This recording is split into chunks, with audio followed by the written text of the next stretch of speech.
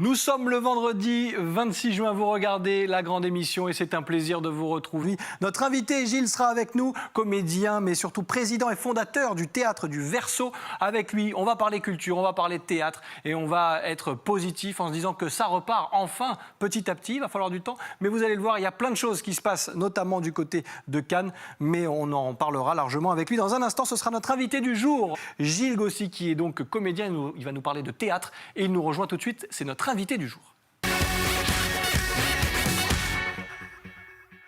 Bienvenue, merci d'être là. Merci, c'est un bonheur d'être avec tous les deux. Eh ben, un plaisir en tout cas qui est partagé parce qu'on a envie de parler culture, on a envie de parler de théâtre, ça nous a manqué. J'imagine, et ça va être ma première question, elle est très simple, j'imagine que ça vous a beaucoup manqué aussi. Oh que oui, cher Sébastien, ça m'a beaucoup manqué, oui. Ouais. Comment ça s'est passé cette période? Alors, il y a plusieurs casquettes, hein. Vous êtes comédien, oui.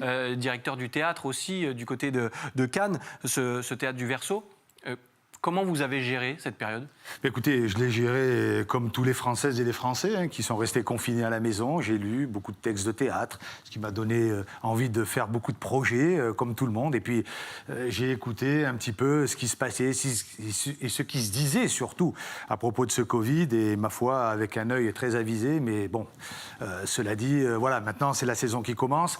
On a effectivement un côté positif, vous l'avez dit tout à l'heure. Et j'espère qu'en tout cas, pour l'ensemble des intermittents du spectacle et tout ce monde de la culture se révèle, je dirais, de mieux en mieux, j'espère. Et oui, crescendo, on l'espère aussi, avec encore des événements. Comment allons-nous faire pour sauver le théâtre? Non, je ne vais pas te la poser.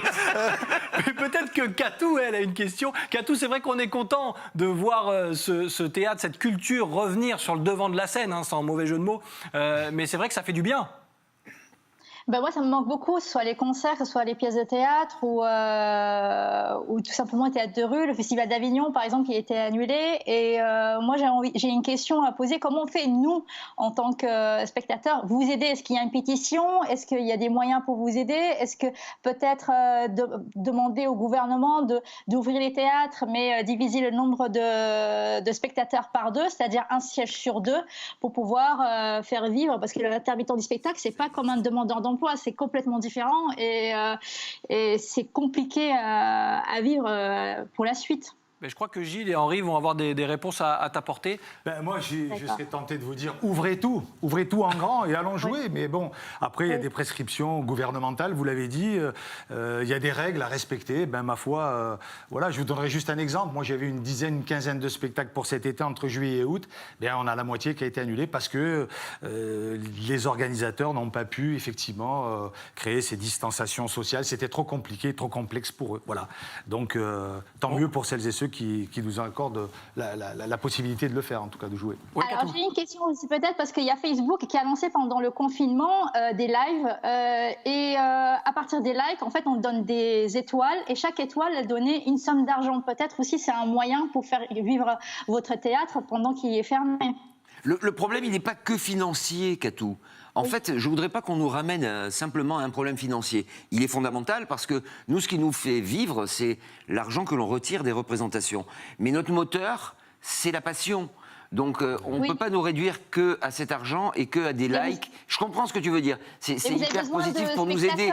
Oui, j'ai compris. On a besoin de spectateurs aussi. Nous, on a envie de se divertir aussi. Ça aussi. Alors, venez au théâtre. Ils sont en train de réouvrir et il y a une distanciation. Nous sommes des gens responsables. Et autant Gilles que moi, on sait que s'il faut mettre des sièges de côté, on les mettra de côté. C'est pas grave. Absolument, hein, c'est exactement ce que vient de dire Henri, tout à fait. Venez tous au théâtre, venez encourager les comédiens, venez les supporter, c'est important. Mais c'est aussi pour ça qu'on voulait vous recevoir sur ce plateau, parce que c'est important d'inciter les gens, de leur dire, voilà, le théâtre, le spectacle vivant, par définition, voilà, c'est ça dont on a besoin peut-être encore plus aujourd'hui. Et comment ça va se passer d'ailleurs du côté de Cannes et de ce Théâtre du Verseau? Parce que forcément, il va falloir avancer maintenant. Comment vous allez gérer ça? Alors moi, c'est ma compagnie qui s'appelle le Théâtre du Verseau. On est d'accord? D'accord. Je suis basé à Mandelieu, dans la Poule. Ce que je veux dire, c'est que nous, on diffuse nos spectacles. On est à la merci, entre guillemets, des diffuseurs et de ceux qui veulent bien nous accepter. Quand on sait que, et je pense qu'Henri dira, je pense qu'il est au courant de ça, je veux dire, c'est 70% de la diffusion des spectacles en France, c'est les collectivités territoriales. Et je voudrais remercier, Henri, je voudrais remercier le département des Alpes-Maritimes, qui a fait un effort considérable et qui maintient tient les estivales pour permettre à toutes et à tous, et notamment les villages reculés, de voir des spectacles. Ça, c'est important. Voilà, c'est avec des acteurs comme ça qu'on avancera et qu'on pourra jouer. Hein. Et les théâtres privés qui, eux aussi, sont moins frileux et puis se lancent dans des aventures avec des partages de recettes. On ne va pas rentrer dans les détails, mais en tout cas, ils disent « Ok, on va partager la recette, vous n'avez pas besoin d'avoir de l'argent avant, on va vous aider, on est là ». Il y a une vraie envie, mais après, je comprends. Il y a aussi une prise de responsabilité quand on a un théâtre de dire « Viens chez moi, attention, s'il y a un problème, comment on fait ?» voilà, Je comprends, hein, on en est là. On est bien d'accord. Et pourtant, avant, j'allais dire, cette période compliquée, ça cartonnait pour vous et pour cette troupe, parce que je sais qu'il y a Don Camillo. Alors là, il va falloir m'expliquer. Qu'est-ce que c'est que ce carton pour la bagarre de Don Camillo, c'est quoi? C'est plus de 170 représentations? Absolument. Et je vais vous dire, Don Camillo, j'ai expliqué tout à l'heure à Henri. La grande bagarre d'ailleurs. J'ai dit la bagarre, mais la grande bagarre. La grande bagarre de Don Camillo. Vous savez, Don Camillo n'a jamais été joué en France au théâtre. Jamais. C'est une compagnie azuréenne qui l'a créé, le Théâtre du Verseau. Oui, c'est vrai. On en est à 171 représentations. Effectivement, je vois mes collègues, c'est une bande de copains magnifiques où on s'amuse beaucoup et on donne beaucoup de plaisir. Et je peux vous dire qu'on fait un carton avec ce Don Camillo qui sera le 24 juillet. Ce sera notre première date de saison à Mougins, chez nos amis de Mougins, chez Richard Galli et toute son équipe. Et, sera là. Oui, je peux vous dire que c'est un spectacle magnifique. C'est l'histoire de ce curé. C'est l'histoire de ce curé mondialement connu qui fait. Regardez les poules, oui, il y a les poules vivantes. Hein, mais tout y est, mais dans la grande bagarre, tout. effectivement, tout y est. Hein. C'est quand je regarde ça, moi, ça me. Est-ce que tu as analysé d'où vient cet engouement? Parce que Don Camillo, ça peut sembler désuet, et pourtant, tous les âges viennent voir ton spectacle. Qu'est-ce que c'est? Alors, quand on vient voir... Parce que c'est universel, Don Camillo. Ça. C'est l'humanité, c'est l'humanisme. Les discours, les dialogues de Don Camillo et de Pépone, ce sont des discours humanistes. Ce sont des gens qui aiment leur ville. Pépone aime ses administrés. Don Camillo adore ses paroissiens. Seulement, c'est les mêmes. Oui, ils essaient de les convaincre tous les deux. Voilà, c'est ça qui est magnifique. Et puis c'est un texte porté, c'est exceptionnel, Don Camillo. Voilà, et j'invite toutes celles et tous ceux qui n'ont pas encore vu ce spectacle. Ça fait 4 ans qu'on le tourne, on va probablement l'arrêter. Quoi qu'on vienne me proposer encore de jouer au mois de mars l'année prochaine. Donc vous voyez, venez le voir, venez tous. Parce qu'en plus, je pense que la ville de Mougins offrira le spectacle à toutes celles et ceux qui viendront au spectacle. Voilà, donc c'est important de... C'est important, et nous on est là aussi dans cette émission depuis plusieurs semaines maintenant pour donner des idées, des bons plans, des idées sorties aussi. Dans un instant, on ira au musée Escoffier. Catou, est-ce que tu voulais rajouter peut-être une petite info? Est-ce que tu voulais poser une question à notre invité sur ce milieu culturel et sur ces pièces qu'on a envie d'aller... Là, ne serait-ce que quelques images. Voilà, j'imagine que ça démange les acteurs, mais ça démange aussi les spectateurs. Oui. Oui, tout à fait. En plus, c'est qu'on connaît le personnage Don Camillo par Fernandel. Et moi, j'ai grandi avec ces films. Et donc, c'est bien de prolonger aussi cette sympathie, ce personnage, et faire présenter ça à la nouvelle génération. Donc, oui, moi, je conseille les gens d'aller déjà au théâtre et ensuite aller voir cette pièce. Voilà, et Henri Concasse nous fera une imitation de Fernandel dans quelques instants. Oui, juste après le reportage. Je ne sais pas pourquoi j'ai dit ça, mais en tout cas, voilà, tu vas avoir 3 minutes pour préparer ta superbe imitation. J'ai encore des bonnes nouvelles. Vous parliez tout à l'heure, Gilles, du département et du coup de main et des efforts faits par le département. C'est plus qu'un coup de main. La bonne nouvelle du jour, car tu seras en spectacle d'imitation. Fernandel, tu sais pas le faire? Non. Des pâtes, oui, mais non. Je vais lui mettre la soutane et la barrette. Ça peut aider. Ça peut aider. Bon, là, on l'aura peut-être d'ici la fin de l'émission. Voilà, je vais essayer. Oui, entraîne-toi. Nous, on continue à parler théâtre, à parler culture dans cette émission. On a évoqué le carton de Don Camillo, mais c'est vrai que Sacha Guitry, ça va être, j'allais dire, le gros dossier. En scène, Monsieur Guitry. Est-ce qu'on peut en savoir un petit peu plus? Parce que vous avez eu la gentillesse d'ailleurs de nous fournir 2-3 photos des répétitions. Oui. Mais ça y est, quoi, ça arrive. Avec un grand plaisir. En 2006, j'ai été nommé directeur de la culture à Mandelieu-la-Napoule. Mon prédécesseur m'a emmené voir un spectacle. À l'époque, c'était les Nuits du Château. Maintenant, c'était le festival de Robinson. Je vais ce soir-là voir un spectacle et je vois un immense comédien dans un spectacle magnifique. Il était sur scène, Sacha Guitry. Je vais voir ce grand monsieur, je lui dis « J'aimerais faire ce que vous faites ». Il me dit « Oui, mais vous avez du charme, mais il faut vieillir un peu, vous êtes trop jeune. » J'ai attendu 14 ans. Et enfin, j'ai pu coécrire ce spectacle avec mon amie Myriam Boutmi et je suis Sacha Guitry sur scène après. Mais ça fait quoi de s'attaquer à un monument pareil? On m'a dit qu'il fallait que je sois gonflé. C'est ce que m'avait dit Jean-Pierre. Il m'avait dit, vous êtes sacrément gonflé.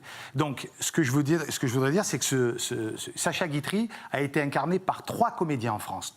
Seulement 3 comédiens. Tous les 3 issus de la comédie française.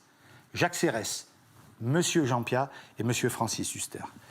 Voilà. Je devais être à Avignon cette année, malheureusement, pour les raisons qu'on connaît tous, je n'y serai pas. Mais j'ai une programmation qui se précise et, ma foi, écoutez, j'espère que ce spectacle vivra parce que je peux vous dire que jouer Sacha Guitry sur scène, c'est quand même quelque chose. Je pense qu'il est en passe de réussir un tour de force. Et le premier des tours de force, à mes yeux, c'est qu'il a pris avec un seul mot, en enlevant une lettre, il se sert des 2 mots, à savoir doser, mais sans le dé. C'est-à-dire qu'à la fois, tu doses ce que tu dois donner et tu as osé le faire. Ça, c'est génial, quoi. Parce que c'est vrai qu'on ne s'attaque pas comme ça à Guitry. Mais Guitry, je veux dire, c'est pas la nature non plus. Et puis, t'es pas en tongue, donc ça va bien se passer. C'est gentil, merci beaucoup.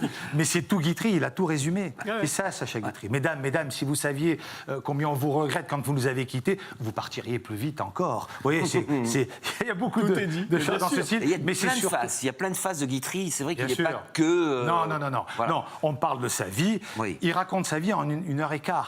On parle aussi de cette triste période pendant la guerre où il a été incarcéré d'une manière arbitraire. Parce que j'ai lu toute l'œuvre de Guitry avec Myriam, je peux vous dire que ça a été scandaleux. N'en dis pas de plus. Il faut que les gens viennent. Oui, mais il faut que les gens viennent. Vrai. On a joué le 3 février à Nice, il y avait 2 salles archi-combles. Je voudrais juste remercier mon metteur en scène. Oui. Tu dois connaître Henri, Pierre Blin, Oui. qui est un garçon formidable. Il m'a fait une mise en scène formidable parce que je ne voulais pas faire un one-man show. J'en ai parlé tout à l'heure avec Henri. Je voulais faire une vraie pièce de théâtre. C'est réussi, en tout cas. On prendra date et on Les dates va arrivent bien sûr. Oui, bien sûr. Oui, les dates arrivent évidemment. Mais je vous informerai. Mais bien sûr, t'invite. on saura tout, on va tout suivre dans la grande émission va de bien. Mag sur Azure TV. Bon, messieurs, un endroit favori sur la Côte d'Azur, Gilles? Mandelieu-la-Napoule. Eh bien forcément, Voilà. Eh oui. Pourquoi j'ai posé cette question? Eh oui, Henri. À Nice. Nice, forcément. Ah oui. Bah oui, le petit furet de la place avec Masséna. quelques incursions à Mandelieu-la-Napoule. D'accord. Merci. Eh ben, on va découvrir des lieux de la Côte d'Azur parce que chaque jour, en partenariat avec le Comité régional du tourisme, on essaye de vous faire découvrir ces lieux, cette Côte d'Azur, avec des tweets, regardez, qui ont été postés sur les réseaux sociaux ces dernières heures avec Jérôme Moroni, qu'on connaît bien. Oui. Regardez, Antibes, on n'est pas bien là? C'est pas le paradis, ça, Gilles, honnêtement? oui, Bon, c'est pas Mandelieu, mais... Non, mais c'est beau. Voilà. Anne. Et puis on va faire coucou à Jérém, notre pote de Kiss FM, qui lui s'est fait Waouh. plaisir aussi du côté de Cannes, non loin Waouh. de la baie de Cannes. Vous savez qu'ici, vous parlez de la baie de Cannes, Sébastien, c'est le golfe de la Napoule. Eh ben voilà, Et voilà, c'est le parfait. golfe de la Napoule. Et voilà, mais la Ah, fierté, ouais, c'est ça. On Ah, est bien. fiers d'être azuréens, on est fiers de bien mettre en sûr. avant la Côte d'Azur. Bien sûr. Et on le fait chaque jour dans cette émission. Henri, merci Fernandel. Non, mais écoutez, Des pâtes, oui, mais des panzane. Voilà. Bon, bravo. ça c'est fait. Vous allez faire de la concurrence pour Don Camillo. Donc Camillo, mais plein d'autres choses, on en parlera, on continuera de surveiller tout cela. Merci Gilles d'être passé sur le plateau de la grande Merci beaucoup émission. à vous de m'avoir C'était un invité. vrai plaisir. Bon week-end, bye bye.